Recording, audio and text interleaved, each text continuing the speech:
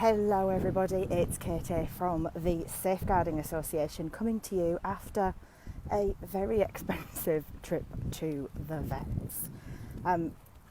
I had all sorts of plans for today, mostly including sorting out our new home studio and getting that sorted, but unfortunately my darling little golden retriever puppy had other ideas for us, and unfortunately still I have to accept the utter responsibility for causing him said trip to the vets. Not because I did anything cruel, but because I didn't quite follow the rules properly. So on Monday, Sam ended up at the vets because he'd been poorly a couple of times over the weekend, after a river walk, and then after his breakfast on Sunday, and then again in the afternoon. And when I was travelling down to London on Monday, he was poorly again, but this time all over our bed.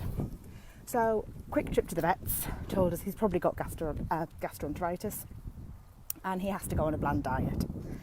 So our puppy, who normally gets kibble, has absolutely loved the fact that he's been getting chicken and rice and scrambled eggs for the last few days, and it's worked. He's been absolutely fine, his usual bubbly self, for the last couple of days. And then this morning he had chicken and rice for breakfast and promptly dumped half of the rice on the grass, and then decided he didn't really want to drink water. So cue neurotic dog mother that I never in a million years thought I would become, but I did. He wasn't drinking, so I gave him a Kong with an ice cube.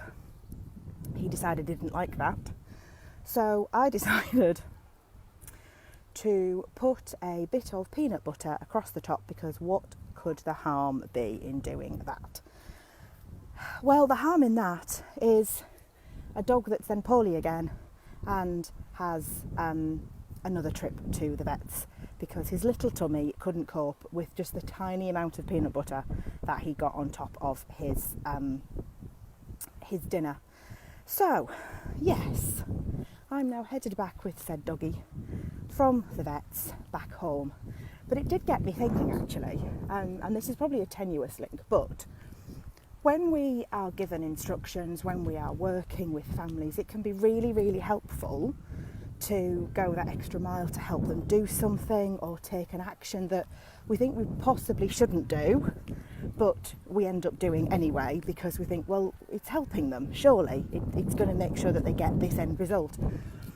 And in the end, it costs us not a trip to the vets, but maybe an extra court statement, maybe an extra explanation in supervision, maybe an extra explanation somewhere else, and frankly it's time that we really don't have and really don't need to be taking up.